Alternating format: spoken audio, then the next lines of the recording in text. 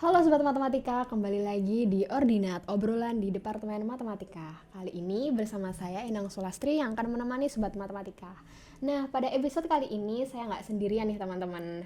Saya kedatangan tamu yang luar biasa, yaitu Mbak Evita. Beliau adalah mahasiswa doktoral Matematika. Boleh dong Mbak disapa dulu teman-teman Matematika. Halo Sobat Matematika, nama saya Evita. Untuk saat ini saya semester 4 di S3 Departemen Matematika. Wih, salam kenal Mbak Evita. Ya, selamat siang, malam, pagi. Iya. Oh iya, kan kali ini Mbak Evita kan sedang menjalani studi S3 ya. Boleh dong Mbak diceritakan gimana perjalanan selama studi ini? Ini dari mana nih? Dari Dari mulai pendaftaran, ditolak beasiswa, atau mulai dari mana nih? yang mana yang menurut Mbak Evita itu titik tertarik yang paling menarik atau yang menjadi bisa jadi insight buat teman-teman sobat matematika? Iya benar-benar. Jadi untuk X3 ini saya udah pernah nyoba 2 kali untuk daftar di departemen di Doktor Matematika. Tapi untuk yang pertama itu karena memang kesalahan saya yaitu tidak mengecek syarat administrasi.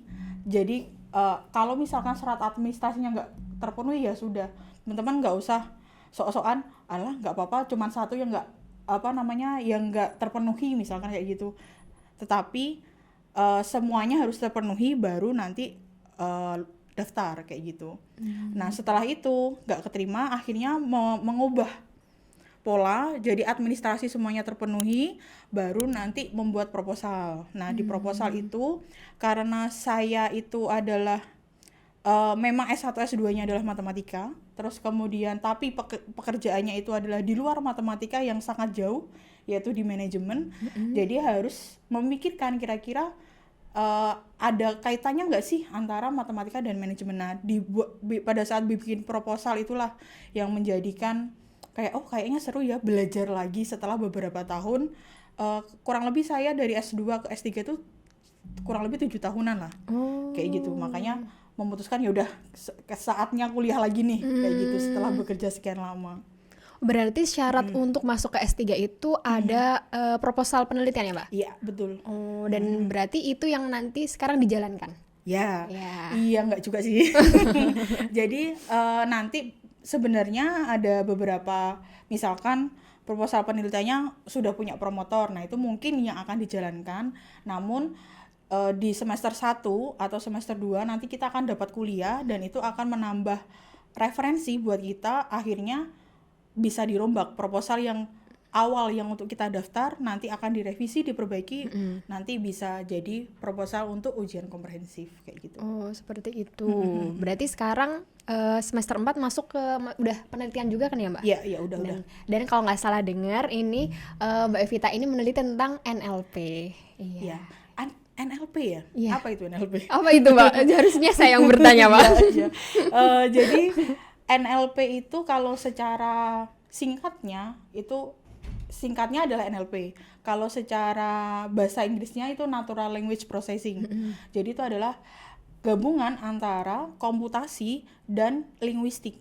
Jadi kebanyakan akan membahas terkait bahasa, misalkan kayak cuitan-cuitan orang di sosial media, terus kemudian berita, jadi kayak data-data yang bahasa terus dijadikan ke internet kayak gitu. Nah itu biasanya ke NLP arahnya.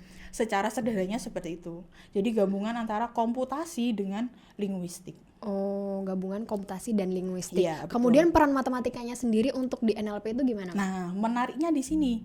Jadi kalau misalkan antara komputasi sama linguistik itu ada irisannya itu mereka dasarnya itu adalah menggunakan matematika.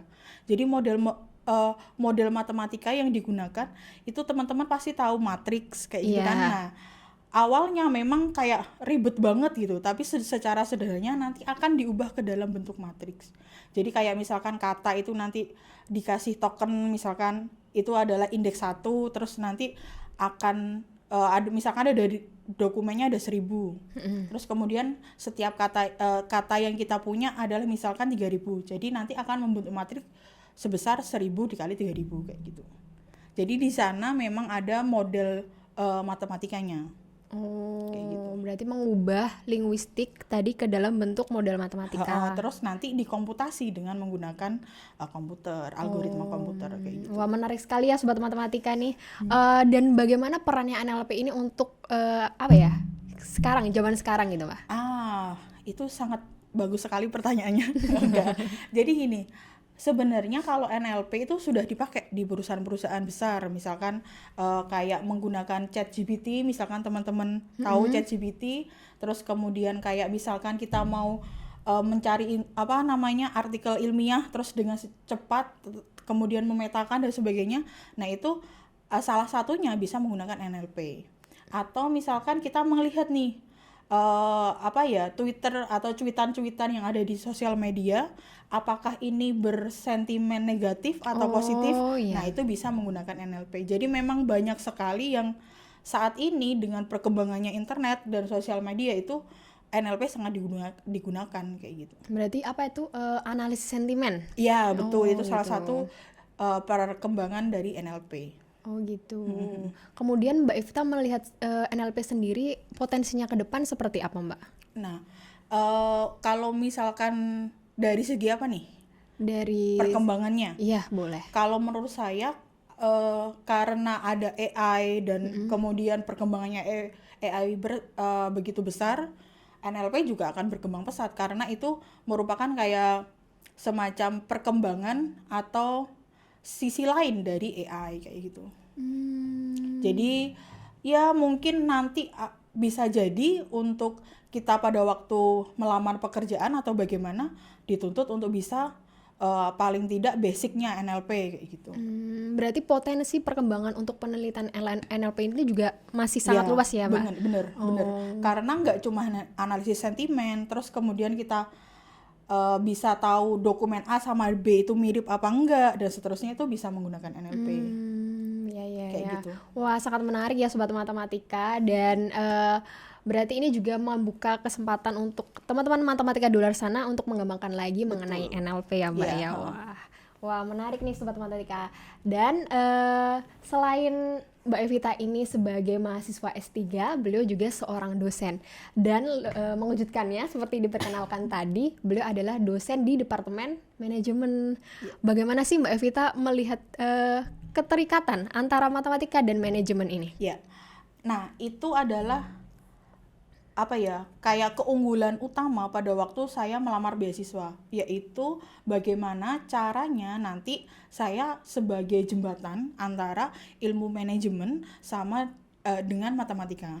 Kadang kan matematika itu kita fokusnya adalah membuat suatu model, entah itu model matematis, entah itu model statistik, atau kayak misalkan algoritma dan sebagainya. Tapi di sisi lain manajemen itu adalah menerapkan. Jadi kan mereka hanya tinggal menerapkan pakai tools, misalkan software yang sudah ada dengan metode yang umum digunakan, misalkan seperti regresi, SEM, terus kemudian pakai analisis PET, PCA dan lain-lain. Nah, padahal di sisi lain di matematika sangat berkembang pesat. Ini maksudnya nggak cuma hanya SEM aja misalkan atau regresi aja. Padahal metode-metode yang baru, relatif baru itu masih ada kayak gitu. Nah, itulah tujuan saya, ingin mengaplikasikan metode-metode yang baru yang ada di atau STAT itu di manajemen. Jadi tidak hanya itu aja yang metode yang digunakan di manajemen, tapi juga bisa berinteraksi dengan metode-metode baru yang ada kayak gitu. Oh, seperti itu. Iya. Ada nggak Mbak tantangan tersendiri gitu sebagai seorang matematikawan terus terjun ke dunia manajemen tuh? Ada banget. Jadi kalau misalkan dari sisi mungkin kalau misalkan kita matematika terus kemudian kita ke manajemen itu di perusahaan, atau misalkan kita di HRD atau pengelolaan SDM kayak gitu, kemudian atau misalkan ya perusahaan nggak begitu, atau marketing misalkan, nah itu kan banyak. Itu mungkin nggak perlu nggak begitu tantangan ya. Tetapi kalau misalkan kita di awalnya matematika, taunya matematika, terus tiba-tiba menjadi dosen manajemen, itu kayak fungsi linier itu ternyata bermanfaat sekali di dunia mereka kayak gitu. Misalkan tentang fungsi demand supply itu ternyata mereka menggunakan fungsi linier. Padahal kan itu kalkulus ya. Nah, kayak gitu. Misalkan seperti itu. Atau misalkan mencari gradien. Mereka sangat gradien minus pun mereka akan analisis panjang sekali kayak gitu. Makanya itu adalah yang menarik hingga suatu ketika pada waktu saya masuk di dosen manajemen itu saya nggak mengeluarkan publikasi sama sekali. Jadi dari selama 2 tahun karena kayak ragu apakah ini bisa ya dimasukkan di manajemen. Atau misalkan apakah matematika saya ini sesuai sama mereka dan seterusnya. Kan karena manajemen adalah user kan kita harus tergantung dengan user juga kan ya. Kayak gitu. Jadi itulah tantangannya hingga akhirnya penelitian saya untuk yang sekarang juga itu masih ada kaitannya dengan manajemen, bukan manajemen secara umum ya, tapi lebih ke global kayak ke sosialnya lah. Jadi penelitian sosial, nah itu yang akan saya perbaiki metodenya kayak gitu. Oh, boleh diceritakan dikit tuh Mbak, di-spill dikit nih. Nah, wah ini harus beberapa SKS ini. Jadi kuliah ya? Iya, bener. Jadi kalau misalkan di-spill sedikit, mungkin begini. Jadi mereka itu sebenarnya pakai metode A misalkan.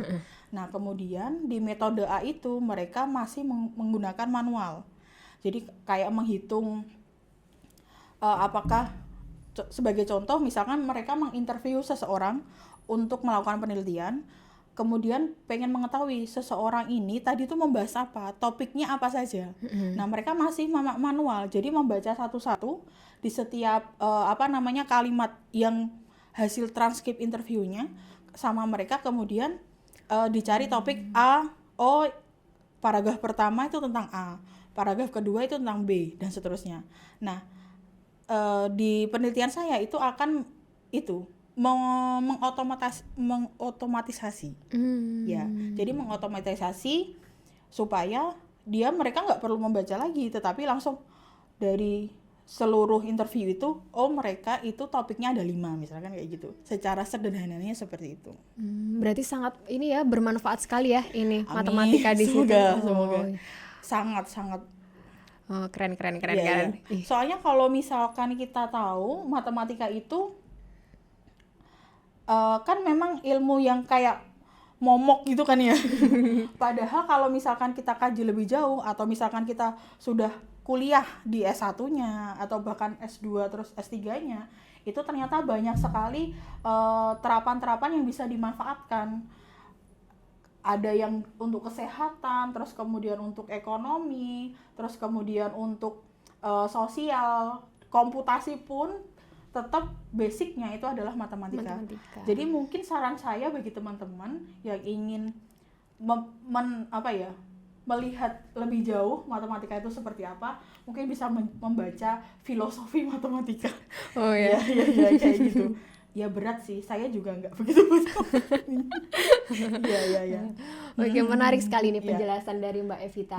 Dan selain penelitiannya Mbak Evita mengenai NLP ini, banyak banget pengembangan matematika sendiri. Nah, menurut Mbak Evita nih, ada nggak Mbak potensi penelitian matematika yang lain yang nantinya bisa bermanfaat di bidang manajemen ini? Barangkali Sobat Matematika juga ada yang tertarik terjun di bidang manajemen. Kalau misalkan banyak banget, kan kalau misalkan saya itu kan lebih fokus ke metode penelitian di bidang manajemen. Tetapi kalau misalkan matematika diterapkan di manajemen itu banyak banget beberapa kasus, misalkan contohnya untuk saham atau misalkan untuk melihat seberapa efektif sih kalau misalkan kita membuat pelatihan kepada karyawan atau SDM, terus kemudian diukurnya itu dengan menggunakan skala Likert, terus kemudian dianalisis menggunakan metode statistik atau apa kayak gitu. Jadi memang banyak sekali. Kalau saya kan lebih fokusnya ke metodenya mereka yang mereka pakai. Tetapi ada juga yang menerapkan secara langsung. Jadi metode matematika itu kayak gimana terus diterapkan secara langsung di kasus-kasus manajemen kayak gitu. Wah, sangat membuka wawasan sekali mengenai peran matematika Iya. di dunia manajemen ataupun di bidang yang lainnya nih. Nah, buat sobat matematika yang mungkin berkecil hati saat ini belajar apa sih, manfaatnya apa? Nah, Mbak Evita nih buktinya sudah bisa menerapkan di bidang manajemen. Oh ya nih Mbak Evita, sebelum kita berpisah dengan sobat matematika, boleh dong Mbak disampaikan tips ataupun nasihat buat sobat matematika yang saat ini sedang menempuh studi matematika. Waduh, ini kayaknya tidak ada di skrip deh. Kalau tips mungkin tetap semangat. Kalau misalkan teman-teman fokus di matematika untuk yang murni, misalkan aljabar analisis, ya dimanfaatkan sebaik-baiknya. Kalau misalkan untuk yang menekuni bidang terapan, itu sebaiknya selain teman-teman mengembangkan metode tersebut, tetapi juga melihat bagaimana sih kalau orang terapan itu menggunakan matematika pada umumnya. Jadi nanti pada waktu jangan-jangan nggak sinkron antara sudah bikin metode sesulit itu diintegralkan kemudian diturunkan di parsial numerik dan sebagainya, tapi setelah dicek di terapan ternyata nggak perlu nih, misalkan kayak gitu. Nah, makanya kenapa kalau misalkan teman-teman itu menekuni yang terapan, lebih baik selain menganalisis dari teorema atau metode-metode matematika, namun juga terapannya. Jadi terapannya tuh maksudnya contohnya gini, misalkan di kesehatan, sebenarnya misalkan ada variabel A, B, C misalkan kayak gitu. Ternyata memang C ini nggak digunakan sama mereka, ya kita nggak perlu menggunakannya kayak gitu. Ya, jadi paling tidak teman-teman harus kayak berdiri di dua kaki gitu. Yang satunya di matematikanya, yang satunya di terapannya. Kayak gitu. Itu sih. Iya, secara tidak langsung memberikan insight kepada saya yang sedang meneliti tentang kesehatan. Tesis ya.